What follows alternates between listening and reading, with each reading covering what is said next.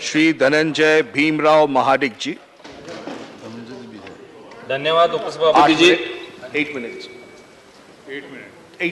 8 minute sir, it's like maiden speech. धन्यवाद उपसभापति जी, आपने डिमांड्स और ग्रांट्स बिल पर बोलने का मौका मुझे दिया। भारत को आत्मनिर्भर बनाकर विश्व गुरु की ओर ले जा रहे हमारे आदरणीय प्रधानमंत्री जी श्री मोदी जी और वित्त मंत्री श्री निर्मला सीतारमण जी का भी मैं धन्यवाद देना चाहता हूँ। सर, ये बिल विकास को गति प्रदान करता है, जिसकी वजह से देश में सार्वजनिक निवेश को बढ़ावा और इंफ्रास्ट्रक्चर में बढ़ोतरी होती नजर आ रही है। सर, मैं इस बिल का पूरी तरह से समर्थन करता हूँ। सर, यह बिल हमारे देश के लोगों की प्राथमिकता दर्शाता है। सर, बिल में डिफेंस, किसान और देश का गरीब, इसका खास ध्यान रखा गया है, यह हमें महसूस होता है। बजट जो डिफेंस के लिए अलॉट किया गया है वो 32,600 करोड़ के लगभग डिफेंस के लिए अलॉट किया गया है। सर, हमारा देश कृषि प्रधान देश है और हमारे प्रधानमंत्री जी ने हमेशा किसानों की चिंता की है। पिछली सरकार के वक्त हम देखते थे सर, मैं सांसद रह चुका हूँ लोकसभा में, पहले यूरिया के लिए हमें यहाँ पे झगड़ना पड़ता था। किसी सांसद ने यहाँ पे जिक्र किया कि लाठीचार्ज होते थे। हर सांसद यहाँ के अपने राज्यों के लिए यूरिया की मांग करता था। मोदी जी की सरकार जब आई तो उन्होंने नीम कोटेड यूरिया यहाँ पे इंट्रोड्यूस किया। आज पर्याप्त मात्रा में राज्य में सभी देश के सभी राज्यों में आज पर्याप्त मात्रा में यूरिया उपलब्ध हो रहा है। सर, यूरिया की बात, फर्टिलाइजर की बात हुई। फर्टिलाइजर के लिए 1,09,000 करोड़ सब्सिडी इस सरकार ने दी है। सर, मैं प्रधानमंत्री मोदी जी का अभिनंदन करना चाहता हूँ, इतना बड़ा डिसीजन उन्होंने लिया है। सर, यूरिया आज लगभग 2,000 रुपये उसकी पर बैग कीमत है। डीएपी की कीमत करीबन 4,000 रुपये है। सर, लेकिन जो सब्सिडी हमारे सरकार दे रही है उसे मात्र 266 रुपये में यूरिया और 1,300 रुपये में डीएपी किसानों को मिल रहा है। अगर ये सब्सिडी नहीं दी होती तो आज किसानों की हालत क्या हो सकती थी, आप समझ सकते हैं। सर, और एक बहुत ही रिवॉल्यूशनरी यहाँ पे इनोवेशन किया है नैनो यूरिया का।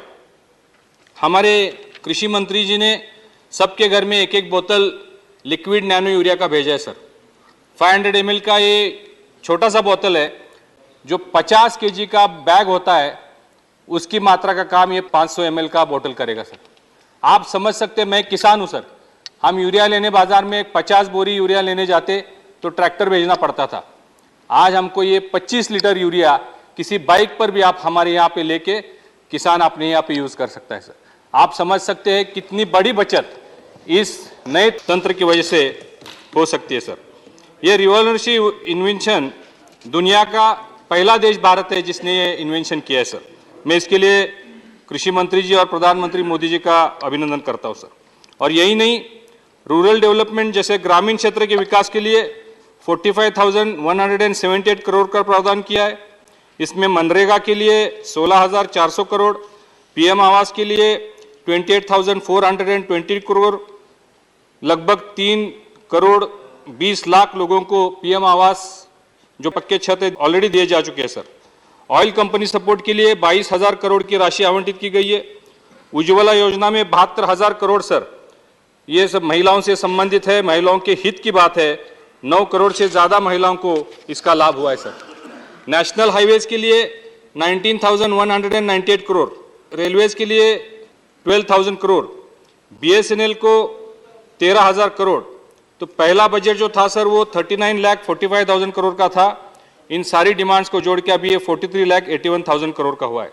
इससे आम आदमी को ध्यान में रखकर ये बजट बनाया गया है, ऐसा प्रतीत होता है। सर, सभापति जी, हमने देखा कोविड पैंडेमिक में के बाद दुनिया की क्या स्थिति रही है।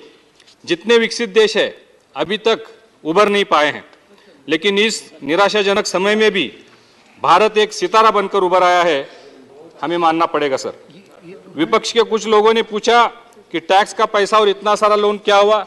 मैं कुछ आंकड़े बताना चाहूंगा। सर, हमारी सरकार ने 80 करोड़ लोगों को 2 साल पर व्यक्ति 5 kg अनाज दिया है, जिसका मूल्य 3,90,000 करोड़ इतना मूल्य, इतनी राशि खर्च की गई है सर। इस मोदी जी की योजना की वजह से हमारे देश में कोई भी जीवित हानि भूखमरी से नहीं हुई है सर।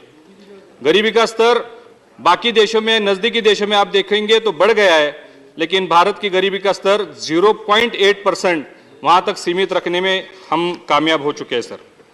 वैक्सीन की बात हुई सर, हमारे देश में कभी भी कोई महामारी या बीमारी आती थी तो हमें वैक्सीन या डोसेस इंपोर्ट करने पड़ते थे। इस बार जो कोविड का सिचुएशन आया, इसमें हमने देखा प्रधानमंत्री मोदी जी की पहल की वजह से एक बहुत बड़ा रिवॉल्यूशन तब भी हुआ है। इस दुनिया में 195 देश है सर, सिर्फ 15 देश है जो वैक्सीन बनाते हैं कोविड का वैक्सीन। भारत में मोदी जी के सपोर्ट से 3 कंपनियों ने यहाँ पे वैक्सीन बनाया। सिर्फ उनका सपोर्ट नहीं, उनको राशि भी दी गई और देश के 130 करोड़ लोगों को मुफ्त में वैक्सीन लगाने का काम किया है।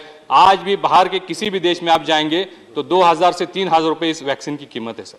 तो ये एक बहुत बड़ा कदम मोदी जी ने उठाया था, इसकी हमें सराहना करनी पड़ेगी सर। पीएम गरीब कल्याण योजना में 80,000 करोड़ का फंडिंग हुआ है कि पीएम किसान सम्मान योजना, जो किसानों को पर ईयर 6,000 रुपये दी जाते हैं, 11.5 करोड़ किसानों को इससे लाभ हुआ है और तकरीबन 2 लाख करोड़ अभी तक इस पर खर्च हुआ है सर। पीएम आवास में मैंने बताया 3.25 करोड़ लोगों को पक्की छत दी गई है। पिछली सरकार 30,000 रुपये देती थी, मोदी जी की सरकार ने 1,20,000 रुपये दे के इन लोगों की मदद की है सर। जल जीवन मिशन, हमारा देश सर बहुत विशाल देश है, यहाँ पे शुद्ध पीने के पानी के लिए एक बहुत ही महत्वपूर्ण योजना मोदी सरकार ने बनाई, जल जीवन मिशन, हर घर शुद्ध जल। ये योजना अभी शुरू है, सभी देश के सभी कोने कोने में ये काम चल रहा है सर। उड़ान योजना है जो नई इस सरकार ने घोषित की, उसमें भी वायबिलिटी गैप फंडिंग, मतलब उड़ान योजना में उड़े देश का आम नागरिक पहले 50% लोगों को सब्सिडाइज रेट में टिकट मिलता है, बाकी उसका जो पैसा है वो सरकार देती है। एक बहुत ही महत्वपूर्ण योजना है सर।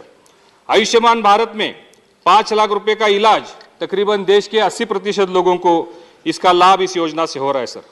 मुद्रा लोन से 19 करोड़ 18 लाख लोगों को 63 करोड़ का लोन अब तक दिया गया है, जिससे ये युवा इसमें काम कर रहे हैं सर। तो कुल मिलाकर गरीब, पिछड़ा, महिला, युवा, इन सब की चिंता ये सरकार कर रही है, हमें नजर आ रहा है सर। इसके साथ ही एक बहुत बड़ा रिवॉल्यूशनरी कदम डिजिटलाइजेशन से किया है सर। डिजिटलाइजेशन इंफ्रास्ट्रक्चर में बहुत भारी निवेश किया गया है। 120 करोड़ लोगों को आधार कार्ड दिया गया है, 47 करोड़ जनधन के खाते खोले गए हैं। इससे ये फायदा हुआ, चाहे वो गैस का हो, पेंशन का हो, आवास का हो, कोई भी सब्सिडी हो सर, ये सब डायरेक्ट बेनिफिट ट्रांसफर उसके अकाउंट में जाता है। अब तक 26 लाख करोड़ का ट्रांसफर यहाँ से किया जा चुका है सर। कोविड के डिजिटल सर्टिफिकेट भी हमने देखे जो मोबाइल में आए, अभी भी कई सारे विकसित देशों में ये प्रणाली नहीं थी, लेकिन हमारे देश में ये हमें अवेलेबल हो चुका है सर। मोबाइल वैलेट की योजना, अभी हमें कहीं जाते वक्त वैलेट जेब में रख के जाने की जरूरत नहीं है, ये मोबाइल ही हमारा वैलेट है, इससे हम खर्च कर सकते हैं। किसी भी देश में हम घूमने जाते थे तो वहाँ की देश की करेंसी हमको खरीदनी पड़ती थी, अभी 3 देशों में भारत का रुपया भी चलता है। ये भी एक बहुत रिवॉल्यूशन काम है सर। आधुनिक प्रणाली का उपयोग करके फास्टैग फॉर व्हीकल्स, ये भी प्रणाली शुरू हुई है, बहुत सुविधा इससे लोगों को हो रही है। और सबसे महत्वपूर्ण सर रेशन कार्ड, सारे रेशन कार्ड करीब करीब डिजिटलाइज हो चुके हैं। अभी कोई कालाबाजारी नहीं होती सर, पहले बहुत कालाबाजारी होती थी। करीब करीब 4 crore 70 lakh bogus ration card अभी सामने आए, उसको रद्द किया गया है। 4 करोड़ 11 लाख फर्जी गैस कनेक्शन रद्द किए जा चुके हैं और 7 crore 8 lakh fake employment card इस डिजिटलाइजेशन की वजह से रद्द किए जा चुके हैं सर। ये सारे डिजिटलाइजेशन की वजह से, डीबीटी की वजह से अब तक 222,000 करोड़ की बचत हमारी सरकार ने की है सर। सर ग्लोबल ग्रोथ स्थिति और फोरकास्ट हम देखेंगे तो बहुत दुनिया स्लोडाउन, सर 2 मिनट में खत्म करूंगा सर, स्लोडाउन हो रहा है सर। इसका एवरेज हम देखेंगे पूरी दुनिया का तो औसतन 2021 में 6% था, 2022 में 3.2% है सर, और 2023 में 2.7 होने की अनुमान लगाया गया है सर। लेकिन भारत, वर्ल्ड बैंक की रिपोर्ट है, भारत का ग्रोथ जो है वो 6.7% है सर, ये दुनिया का सबसे ज़्यादा ग्रोथ है सर। ग्लोबल इन्फ्लेशन उसका भी फोरकास्ट है सर।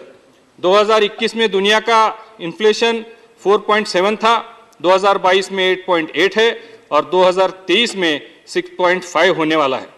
भारत का इन्फ्लेशन रेट 5.1 तक सीमित रखने में हम कामयाब हो चुके हैं सर। अमेरिका और यूरोप जैसे देशों का भी 9%, 10% इन्फ्लेशन रेट है सर। श्रीलंका तो हम जानते हैं 17% है। पाकिस्तान डिफॉल्ट में जा चुका है सर। एक मिनट में खत्म, मेडन है सर, मैं 1 मिनट में खत्म करूँ। बांग्लादेश का 37,000 करोड़ रुपए मांगने का जो हमने न्यूज़ पढ़ा है सर। विपक्ष कर्जे की और बेरोजगार की बात करते हैं। देश में सर रोड्स बन रहे हैं, नेशनल हाईवेज बन रहे हैं, पोर्ट्स बन रहे हैं, एयरपोर्ट्स बन रहे हैं, सोलर पार्क्स बन रहे हैं, फूड पार्क्स बन रहे हैं, इंडस्ट्रियल कॉरिडोर बन रहा है सर। ग्रोथ का प्रोजेक्शन अगर हो, इंफ्रास्ट्रक्चर बढ़ रहा हो तो लोन्स की जरूरत होती है। रोजगार भी बढ़ रहे हैं सर। इंडस्ट्रियल कॉरिडोर हमने कभी सोचा भी नहीं था। रोड के दोनों तरफ इंडस्ट्रीज बनेंगे, इसमें इन्वेस्टमेंट लगेगी और इसमें रोजगार भी निर्माण होगा सर।